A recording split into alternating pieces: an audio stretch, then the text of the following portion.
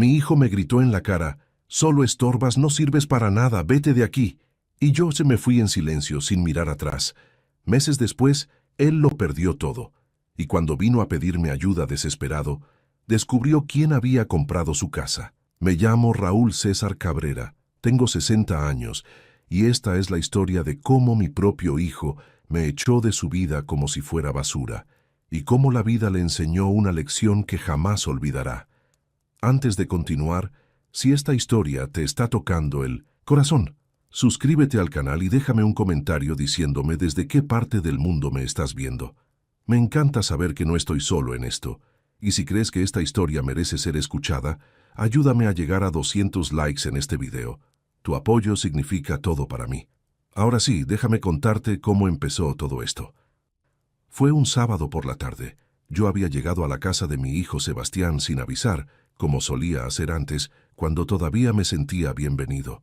Llevaba unas herramientas que él me había pedido prestadas hacía meses, y que yo finalmente había conseguido reparar en mi pequeño taller. También llevaba un pastel de 3 leches que compré en la panadería del barrio, ese que a él le encantaba cuando era niño. Toqué el timbre. Escuché pasos apresurados. La puerta se abrió, pero no con la sonrisa que yo esperaba.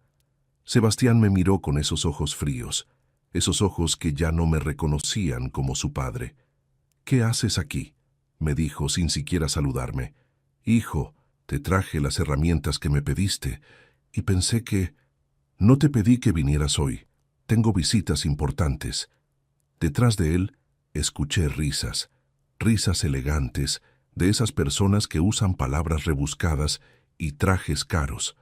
Me di cuenta de que estaba avergonzado de mí, avergonzado de mi camisa de trabajo, de mis manos callosas, de mi acento que todavía carga el peso de los barrios humildes de Guadalajara. «Perdón, hijo, no quise...» «Papá, ya basta». Su voz se endureció. «Siempre haces esto, siempre. Apareces sin avisar, siempre interrumpes. No entiendes que ya no eres parte de mi vida». Sus palabras fueron como cuchillos. Sentí que el piso se abría bajo mis pies. «Sebastián, yo solo quería... No quiero nada de ti, ¿entiendes? Nada. Solo estorbas. No sirves para nada. Vete de aquí y no vuelvas». El silencio que siguió fue ensordecedor. Mis manos temblaban sosteniendo ese pastel que ahora parecía tan ridículo, tan fuera de lugar. Las herramientas pesaban como piedras en mi otra mano. Lo miré a los ojos buscando al niño que yo crié, al que cargué en mis hombros, al que enseñé a andar en bicicleta. Pero ese niño ya no estaba ahí. En su lugar había un extraño, un hombre que me miraba con desprecio. No dije nada más. Di media vuelta y me fui. Caminé por esa calle residencial donde él ahora vivía, tan diferente a las calles de tierra donde yo lo crié. Y mientras caminaba, sentí algo quebrarse dentro de mí. No era solo mi corazón, era mi dignidad, mi esperanza, mi fe en que el amor de un padre siempre sería suficiente.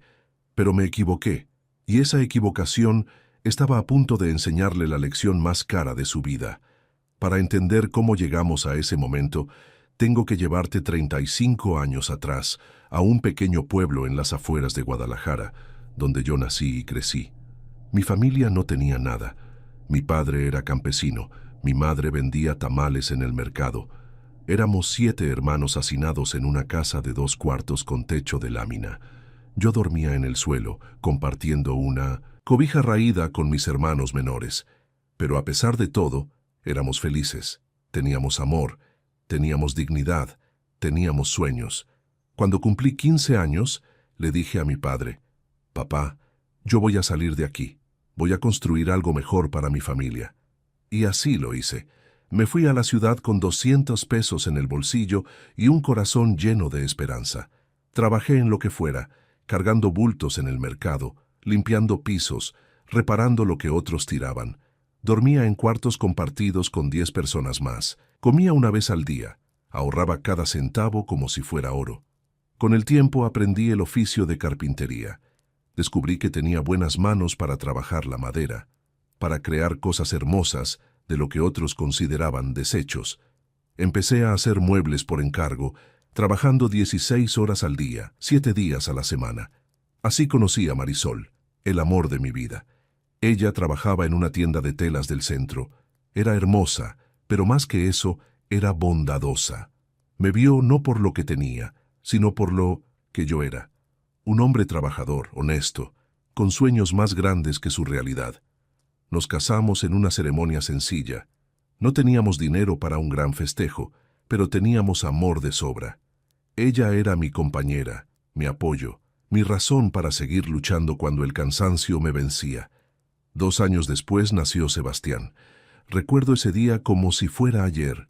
Sostuve a ese pequeño ser en mis brazos, con sus ojitos cerrados y sus manitas diminutas aferradas a mi dedo, y juré que él nunca pasaría lo que yo pasé. Juré que él tendría educación, oportunidades, un futuro brillante. Este niño va a ser alguien importante, le dije a Marisol. Va a tener todo lo que nosotros no tuvimos. Y cumplí esa promesa. Sebastián era mi mundo. Trabajaba como mula para que él tuviera lo mejor. Mientras otros niños llevaban cuadernos usados, el mío tenía cuadernos nuevos. Mientras otros usaban uniformes heredados, el mío siempre estaba impecable. Nunca le faltó comida en su plato. Nunca le faltó amor en su corazón. Marisol y yo nos sacrificamos todo. Dejamos de salir, dejamos de comprarnos ropa, dejamos de vivir para nosotros. Todo era para Sebastián. Todo. Cuando cumplió 10 años, mi taller de carpintería ya había crecido. Contraté a 3 ayudantes y empecé a recibir encargos más grandes. El dinero no sobraba, pero ya no faltaba. Pudimos mudarnos a una casa más grande, en un barrio más seguro. Sebastián era brillante en la escuela. Siempre el primero de su clase, siempre con las mejores calificaciones. Los maestros me decían, «Don Raúl, su hijo tiene un futuro prometedor. Debe enviarlo a la universidad». Y eso hice. Vendí mi camioneta, empeñé las joyas de Marisol, pedí préstamos. Todo para que Sebastián pudiera estudiar administración de empresas en una de las mejores universidades privadas de Guadalajara. Mientras él estudiaba en salones con aire acondicionado, yo trabajaba bajo el sol, respirando aserrín, con las manos sangrando por las astillas. Pero lo hacía con gusto, porque era mi hijo, porque lo amaba más que a mi propia vida. Entonces ocurrió lo inesperado. Marisol enfermó. Cáncer de páncreas, dijeron los doctores. Avanzado, inoperable. Gasté hasta el último centavo en tratamientos que sabíamos no funcionarían. Pero tenía que intentarlo. No podía dejarla ir sin luchar. Sebastián tenía 20 años cuando su madre falleció en mis brazos, en ese hospital que nos dejó endeudados por años. Después del funeral, abracé a mi hijo y le dije, «Ahora somos tú y yo contra el mundo, mijo, pero vamos a salir adelante. Tu mamá hubiera querido que terminaras tus estudios». Y seguí trabajando. Con el corazón roto, con el alma destrozada, pero seguí. Porque un padre no se rinde, un padre no abandona. Sebastián se graduó con honores. Yo estaba en primera fila con mi único traje, ese que había usado en mi boda y en el funeral de Marisol. Lloré de orgullo cuando lo vi recibir su diploma. Pensé, todo valió la pena. Todo el sacrificio, todo el dolor. Todo valió la pena. Qué equivocado estaba. Poco después, Sebastián consiguió un trabajo en una empresa multinacional. Empezó a ganar en un mes lo que yo ganaba en 6 meses. Se mudó a un departamento elegante en la zona residencial. Compró un auto del año. Empezó a vestir con trajes caros y a frecuentar restaurantes donde un plato costaba lo que yo ganaba en una semana. Y yo seguía siendo el mismo. El carpintero de manos callosas, el hombre sencillo que olía a madera y a trabajo honesto. Al principio, Sebastián todavía me visitaba. Me invitaba a comer, me preguntaba cómo estaba mi negocio, pero con el tiempo, esas visitas se hicieron menos frecuentes, las llamadas más cortas, las excusas más comunes. «Estoy muy ocupado, papá. Tengo una junta importante. Otro día te llamo». Pero ese otro día nunca llegaba, y yo, como el tonto que era, seguía esperando. Seguía creyendo que mi hijo me amaba como yo lo amaba a él, hasta que conoció a Valeria. Valeria era todo lo contrario a Marisol, donde mi esposa había sido humilde y bondadosa. Valeria era arrogante y materialista. Venía de una familia de dinero, de esas que miden a las personas por el tamaño de su cuenta bancaria y la marca de su reloj. La primera vez que la conocí fue en una cena que Sebastián organizó en su departamento. Yo llegué con una botella de vino que el tendero del barrio me recomendó, pensando que sería un gesto bonito. Valeria la miró con desprecio evidente. ¡Ay, qué pintoresco!, dijo, con esa sonrisa falsa que no alcanzaba sus ojos. Sebastián se apresuró a tomar la botella. «Gracias, papá. La guardaremos para otra ocasión». Otra ocasión que nunca llegó, estoy seguro. Durante la cena, Valeria no dejó de hacer comentarios sutiles, de esos que se disfrazan de inocentes, pero que cortan como cuchillos. «Así que usted es carpintero, don Raúl. Qué interesante. Supongo que alguien tiene que hacer ese tipo de trabajo, ¿verdad?» Sebastián me contó que creció en un barrio muy humilde. Debe estar tan orgulloso de ver lo lejos que ha llegado su hijo. Tan diferente a, bueno, ya sabe. Cada palabra era un recordatorio de que yo no pertenecía a su mundo, de que era un estorbo, una vergüenza, un recordatorio incómodo del pasado pobre que Sebastián quería olvidar. Y mi hijo no me defendió, ni una sola vez. Solo bajaba la mirada, cambiaba de tema, se ponía del lado de ella. Esa noche, cuando me despedí, intenté abrazarlo como siempre hacía. Pero él se puso rígido, incómodo. «Cuídate, papá», me dijo empujándome suavemente hacia la puerta. En el camino a casa, las palabras de Valeria resonaban en mi cabeza. Pero más dolorosas eran las palabras que Sebastián no dijo, las defensas que no hizo, el amor que no mostró. Se casaron 6 meses después, en una boda fastuosa que costó más que todo lo que yo había ganado en mi vida. Yo estaba invitado, por supuesto, pero me sentaron en una mesa al fondo, lejos de los invitados importantes, como si fuera un pariente lejano del que había que avergonzarse. Valeria llevaba un vestido que costaba lo mismo que el tratamiento completo de quimioterapia de Marisol. Yo no pude evitar pensarlo mientras los veía intercambiar votos de amor eterno. Después de la boda, las cosas empeoraron. Sebastián dejó de visitarme por completo. Ya no iba a mi taller, ya no comía en mi casa. Las únicas veces que lo veía era cuando yo tomaba la iniciativa de visitarlo y cada vez me recibía con menos entusiasmo. «Papá, deberías avisar antes de venir». «Papá, estamos ocupados este fin de semana». «Papá, no es un buen momento». Un día me atreví a preguntarle, «Hijo, hice algo malo, ¿por qué ya no quieres verme?» Se quedó callado por un momento, incómodo. Luego dijo, «No es eso, papá, es solo que tenemos vidas diferentes ahora.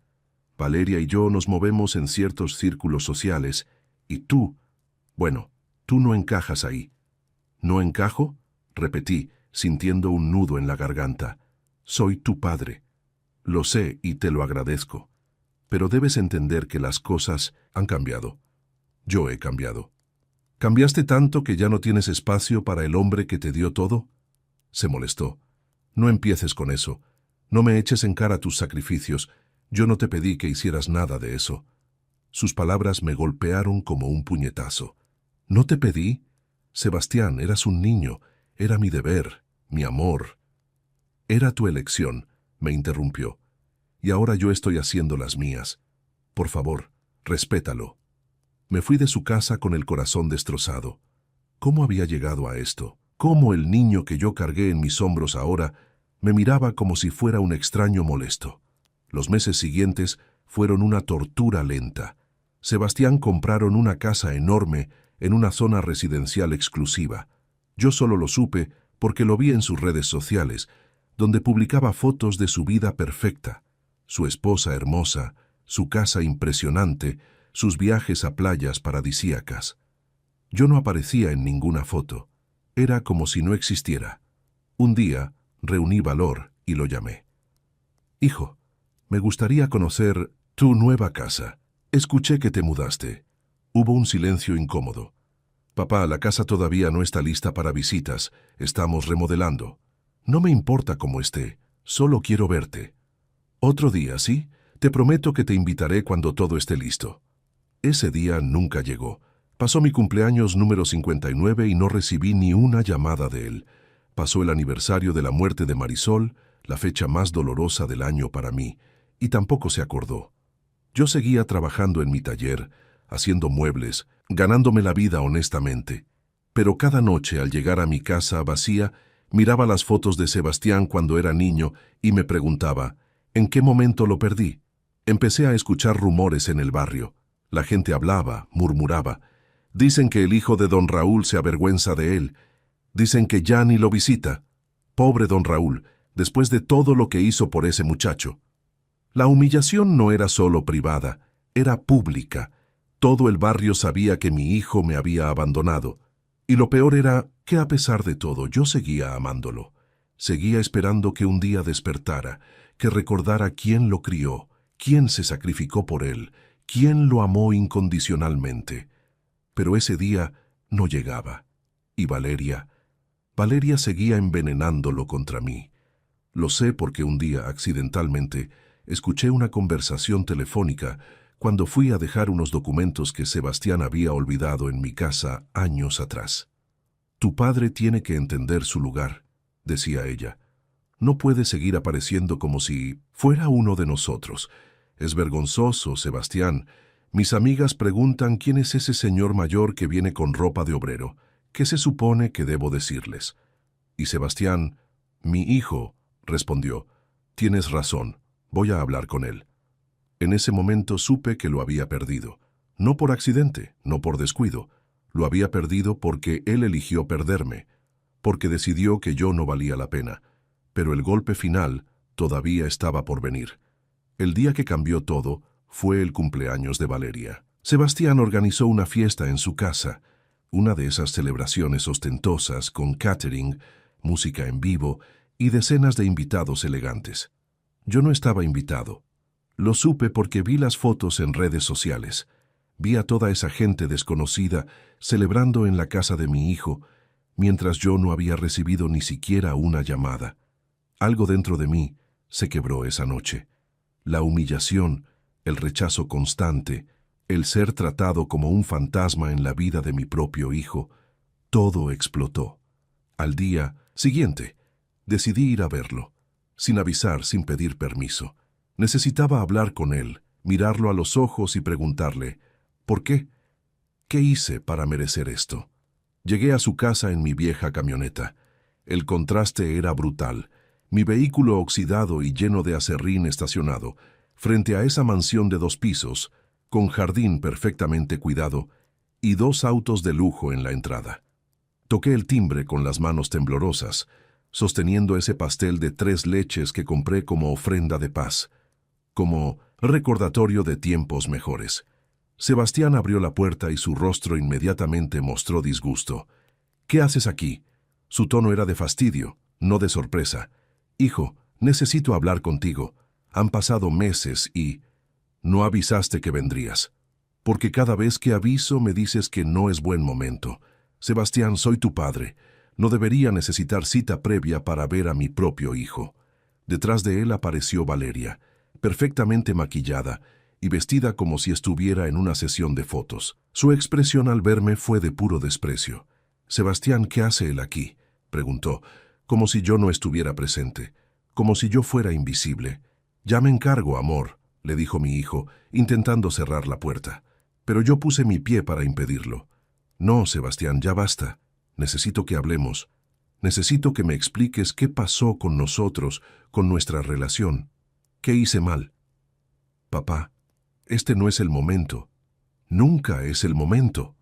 Mi voz se elevó, años de dolor saliendo de golpe. «Nunca es buen momento para tu padre, pero siempre hay tiempo para tus amigos, para tu esposa, para todo el mundo menos para mí». Valeria soltó una risa amarga. «Esto es ridículo. Sebastián, dile que se vaya». «Escúchame bien», le dije, mi voz temblando. «Yo sacrifiqué mi vida entera por este muchacho. Trabajé hasta quedarme sin piel en las manos. Vendí todo lo que tenía para darle educación. Perdí a mi esposa mientras trabajaba para pagar su universidad. ¿Y ahora me tratan como si fuera basura?» «Nadie te pidió que hicieras eso», intervino Valeria con frialdad. «Esas fueron tus decisiones. No puedes cobrarle a Sebastián por hacer lo que se suponía debías hacer como padre. Tú no tienes derecho a opinar sobre esto, le grité, perdiendo la compostura. Tú no sabes nada de sacrificio, nada de amor, solo sabes de apariencias y de dinero. Sebastián me empujó hacia atrás. No le hables así a mi esposa. El empujón no fue fuerte, pero el simbolismo me destrozó. Mi propio hijo, poniéndole las manos encima a su padre para defender a una mujer que lo había alejado de su familia. ¿La defiendes a ella?, pregunté con lágrimas en los ojos. ¿A ella que te llenó la cabeza de veneno contra mí? ¿Contra tu padre? «Basta ya», gritó Sebastián. «Basta con este drama. Estoy harto, papá. Harto de tus visitas sorpresa. Harto de tus reclamos. Harto de que me hagas sentir culpable por tener una vida mejor que la tuya». «¿Una vida mejor?», repetí incrédulo. «Hijo, yo no quiero tu dinero, no quiero tu casa. Solo quiero que me trates con respeto, que me trates como tu padre». «Pues yo no quiero un padre que me avergüence», soltó. Y esas palabras cayeron como plomo en mi pecho. ¿Sabes lo incómodo que es para mí cuando apareces con tu ropa de carpintero, oliendo a madera, hablando como la gente del barrio? Mis amigos, mis colegas, todos se preguntan cómo es posible que yo venga de eso. ¿Eso?, susurré. «Soy tu padre, Sebastián. No soy eso. Soy el hombre que te dio todo». «Y ya me cansé de escucharlo», explotó. «Siempre lo mismo, te di todo, sacrifiqué todo. ¿Sabes qué, papá? Ya pagué esa deuda. Te aguanté por años. Te invité a cosas donde no encajabas. Te presenté con gente que no quería conocerte. Ya hice suficiente». El silencio que siguió fue aplastante. Valeria sonreía satisfecha en el fondo. Los vecinos probablemente estaban escuchando desde sus casas, y yo estaba destruido. «Entonces, ¿eso es lo que soy para ti?», pregunté con voz seagebrada. «¿Una deuda que pagar? ¿Una vergüenza que ocultar?». «Eres un estorbo», dijo Sebastián con una frialdad que no reconocí. «Solo estorbas mi vida, papá. No sirves para nada en mi mundo. No encajas, no aportas nada, solo estorbas». Sentí que me faltaba el aire. Esas palabras, «no sirves para nada», saliendo de la boca del hijo por el que yo hubiera dado mi vida 1000 veces. «Por favor, vete», continuó. «Vete de aquí y no vuelvas. No te quiero en mi casa, no te quiero en mi vida. ¿Entiendes? Se acabó. Ya no hay nada entre nosotros». El pastel que sostenía en mis manos temblaba. Por un momento pensé en tirárselo, en gritar, en romper algo, pero no lo hice. No iba a darle esa satisfacción. Dejé el pastel en el suelo, a sus pies, como una ofrenda rechazada en el altar de su ingratitud. «Que Dios te perdone, hijo», le dije, mi voz apenas un susurro, «porque yo ya no sé si puedo». Di media vuelta y caminé hacia mi camioneta. Detrás de mí escuché la puerta cerrarse con un golpe seco. Final. Definitivo. Subí a mi vehículo y manejé sin rumbo fijo, las lágrimas nublando mi visión. Me estacioné en un parque vacío y lloré como no lloraba desde el funeral de Marisol. Lloré por el hijo que perdí, por los años desperdiciados, por el amor que nunca fue suficiente. Pero entre esas lágrimas, algo más empezó a crecer. No era solo dolor, era rabia, era decepción, era una decisión cristalizándose en mi mente. Si Sebastián me veía como un estorbo, como alguien que no servía para nada, entonces era hora de demostrarle quién era realmente Raúl César Cabrera. Los primeros días después de esa humillación fueron los más oscuros de mi vida, peores incluso que cuando perdí a Marisol, porque al menos entonces tenía a Sebastián a mi lado. Ahora no tenía a nadie. Me encerré en mi taller. Dejé de contestar llamadas. Dejé de ver a mis vecinos. Solo trabajaba, comía y dormía. La madera se convirtió en mi única compañía, el aserrín en mis lágrimas solidificadas. Pero una noche, mientras lijaba una mesa de roble, algo hizo clic en mi mente. Recordé las palabras de mi padre, dichas décadas atrás cuando yo era apenas un muchacho. «Hijo, en esta vida hay 2 tipos de hombres, los que se quedan llorando por lo que perdieron y los que se levantan y construyen algo nuevo. Tú decides cuál quieres ser». Dejé la lija a un lado y me miré las manos, callosas, marcadas, viejas, pero fuertes, todavía fuertes. No voy a quedarme llorando, me dije en voz alta.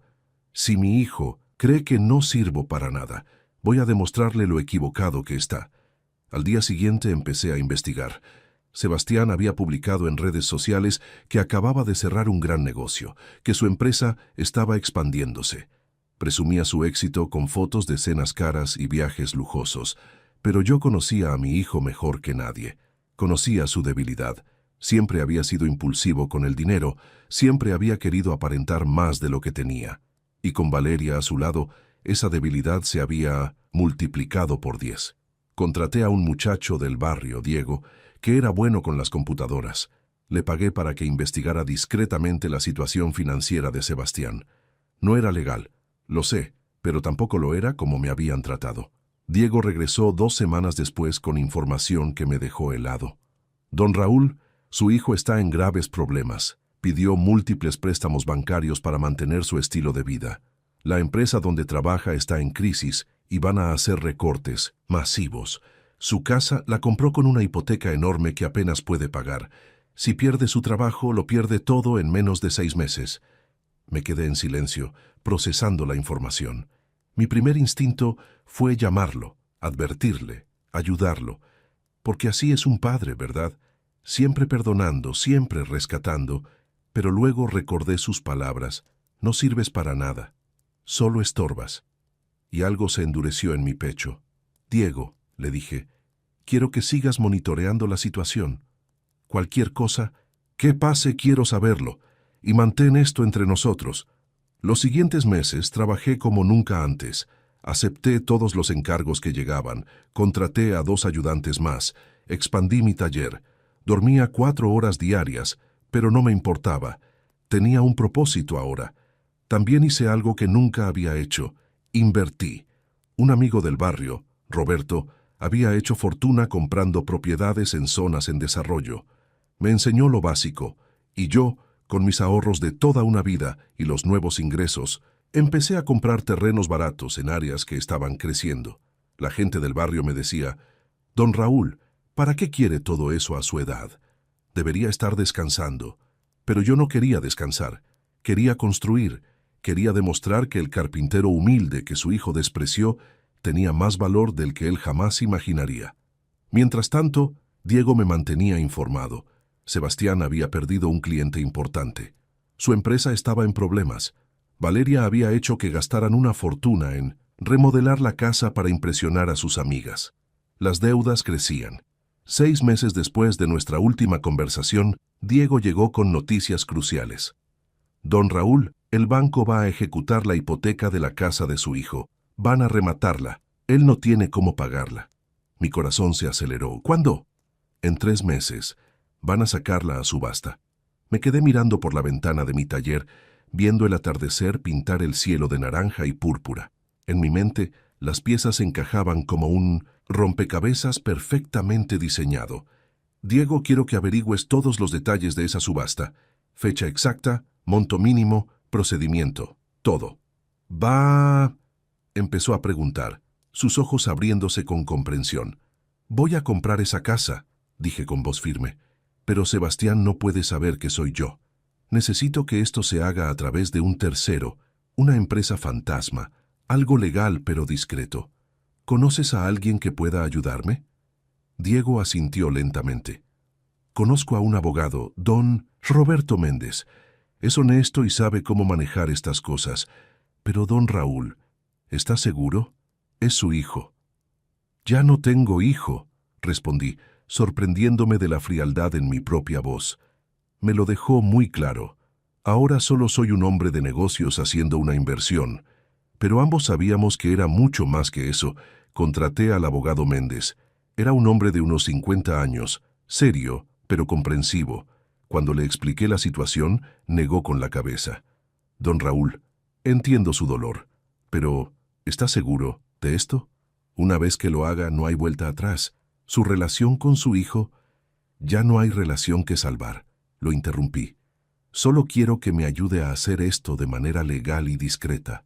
¿Puede o no?». Suspiró. «Puedo.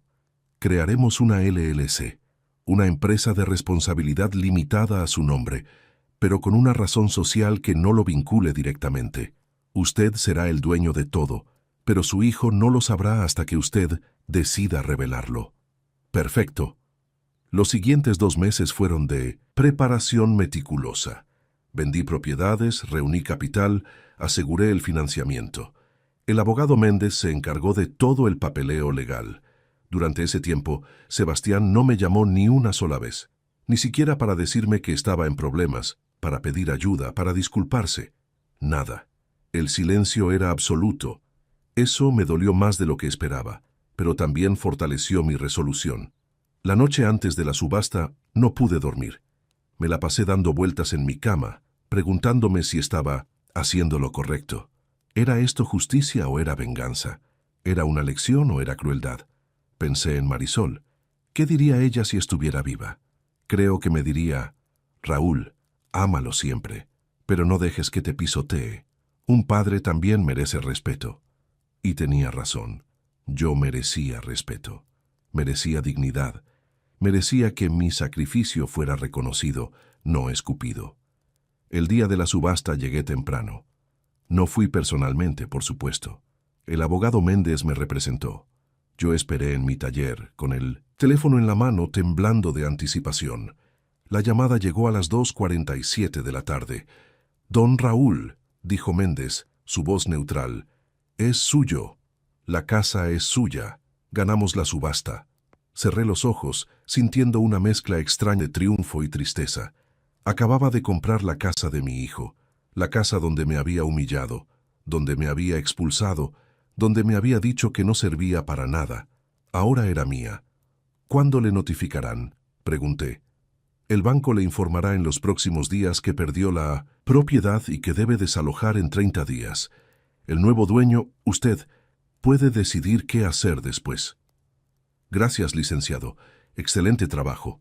Colgué y me quedé sentado en mi taller, rodeado de herramientas y aserrín, procesando lo que acababa de hacer.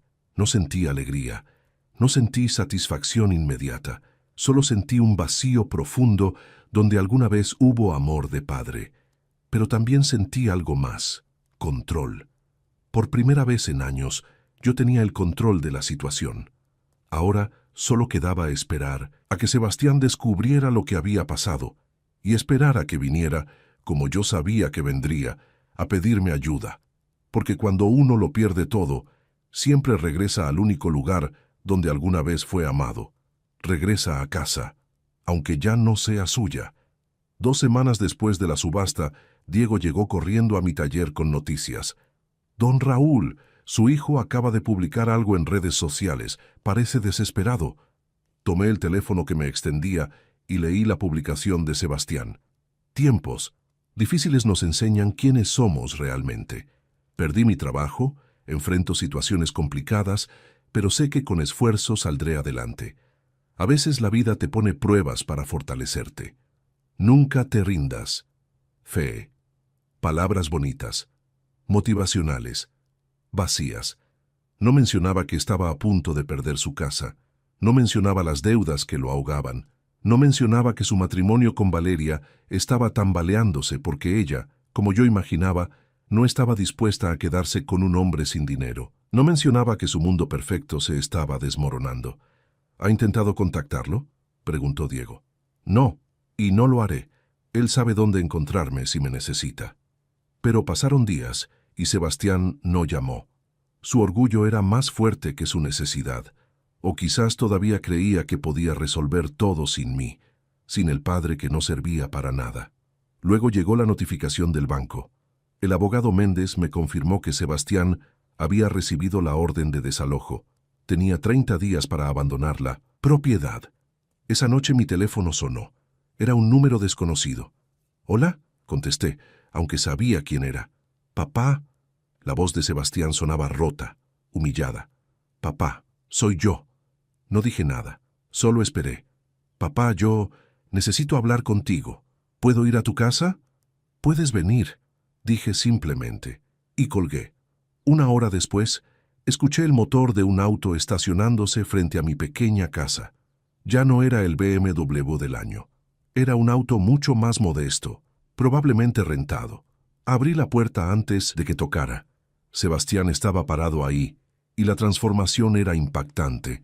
Su traje caro había sido reemplazado por jeans y una camisa simple.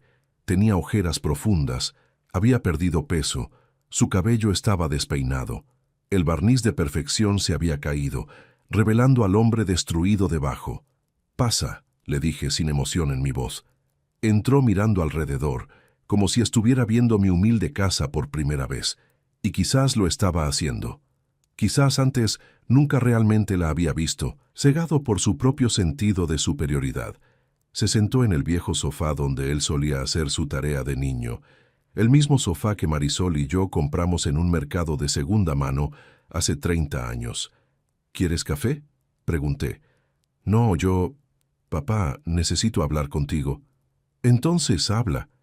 Se frotó la cara con las manos, y en ese gesto vi al niño que solía correr hacia mí, llorando cuando se caía. Pero ya no era ese niño. Ya no. «Perdí mi trabajo», comenzó, su voz temblando. «La empresa hizo recortes masivos. Yo pensé que estaba seguro, que era valioso, pero me equivoqué, y las deudas se acumularon. Valeria y yo gastamos demasiado, vivimos por encima de nuestras posibilidades, y ahora el banco va a quitarme mi casa». Se quebró. Lágrimas corrieron por sus mejillas. «No tengo a dónde ir, papá, no tengo dinero, no tengo nada. Y Valeria, ella se fue. Me dejó cuando supo que ya no podía mantener el estilo de vida que ella quería. Se fue con todo, las joyas, el dinero que quedaba en nuestra cuenta, todo». Esperé en silencio observándolo desmoronarse. Yo sé que fui terrible contigo. Sé que te traté mal, que te humillé, que te dije cosas horribles, y entiendo si no quieres ayudarme, entiendo si me odias, pero no tengo a nadie más, papá. Eres lo único que me queda». El silencio en la habitación era denso, pesado. «¿Terminaste?», pregunté finalmente. Me miró confundido. «¿Qué? ¿Terminé de hablar? ¿Eso es todo lo que tienes que decir?» «Yo, papá, te estoy pidiendo ayuda, te estoy diciendo que lo siento». «No», lo corregí. «Me estás diciendo que perdiste todo y que no tienes opción más que venir conmigo. Eso no es lo mismo que estar arrepentido. Es solo desesperación». «Estoy arrepentido», insistió. «Lo digo en serio». «¿Arrepentido de qué, Sebastián? ¿De tratarme como basura o de que ahora me necesitas? Porque hay una diferencia enorme». Se quedó callado, luchando con las palabras. «Dime», continué, mi voz firme pero no cruel. «Si hubieras mantenido tu trabajo, si Valeria no te hubiera dejado, si todavía tuvieras tu casa perfecta, ¿estarías aquí? ¿Me habrías llamado?». No respondió. No hacía falta. Ambos sabíamos la respuesta. «Eso pensé», dije. «Vienes a mí porque no tienes otra opción, no porque realmente hayas entendido el valor de lo que teníamos». «¿Qué quieres que haga?», preguntó, su voz subiendo de volumen. «¿Qué quieres que diga? ¿Que me arrastre? ¿Que te suplique perdón de rodillas?». «Quiero que seas honesto», respondí calmadamente, «conmigo y contigo mismo. Quiero que reconozcas no solo que me trataste mal, sino por qué lo hiciste. Quiero que entiendas que tus acciones tienen consecuencias». «Las entiendo. Lo perdí todo». «No», dije levantándome. «Todavía no entiendes nada». Caminé hacia una gaveta y saqué un folder con documentos. El folder que el abogado Méndez me había entregado días atrás. Lo puse sobre la mesa frente a Sebastián. «¿Qué es esto?», preguntó, mirando los papeles con confusión. «Ábrelo». Con manos temblorosas abrió el folder y comenzó a leer. Vi cómo sus ojos se movían rápidamente sobre las líneas, cómo su rostro pasaba de confusión a incredulidad, de incredulidad a shock absoluto. «Esto dice que la empresa Inversiones RC es dueña de mi casa». «¿Quién es?». Se detuvo, sus ojos encontrándose con los míos. «RC, Raúl César». «¿Tú?». «Yo», confirmé. «Compré tu casa en la subasta del banco. Soy tu nuevo casero, Sebastián. O más bien, soy el hombre que decidirá si tienes dónde vivir o no». Se puso de pie bruscamente, los papeles cayendo al suelo. «No puedes hacer esto. Esto es venganza». «Es justicia», lo corregí. O quizás es simplemente una lección de negocios. Aprendiste a ver todo como transacciones, ¿verdad?